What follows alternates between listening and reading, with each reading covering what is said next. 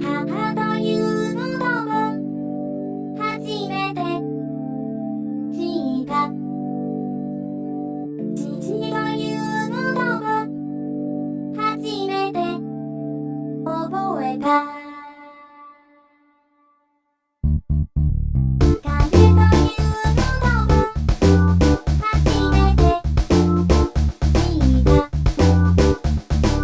水というのを初めて覚えた。友というのを初めて知った。夢というのを初めて覚えた。愛という言葉覚えた頃、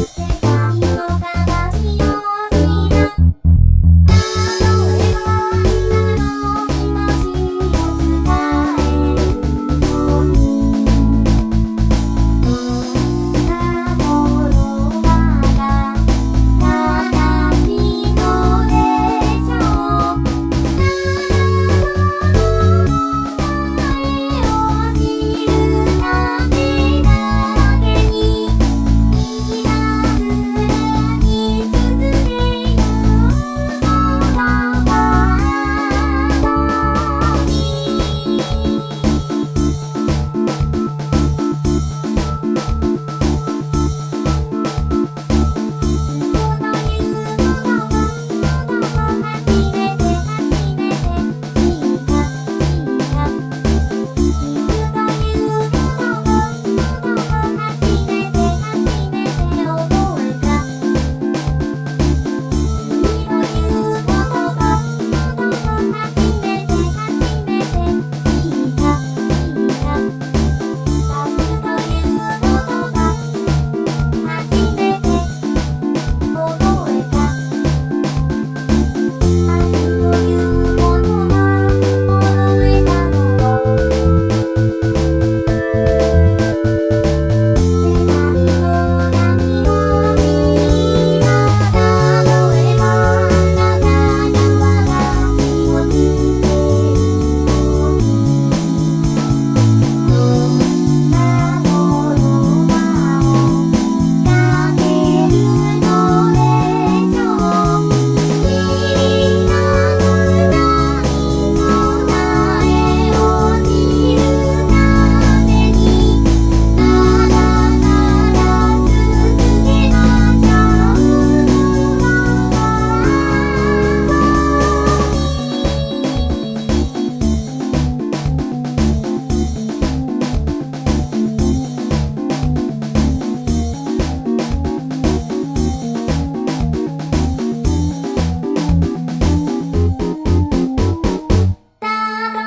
えば今の気持ちを伝えるのに、どんな言葉が正しいのでしょう。答えを知るためだけに、ひたすら見続けようのだわ。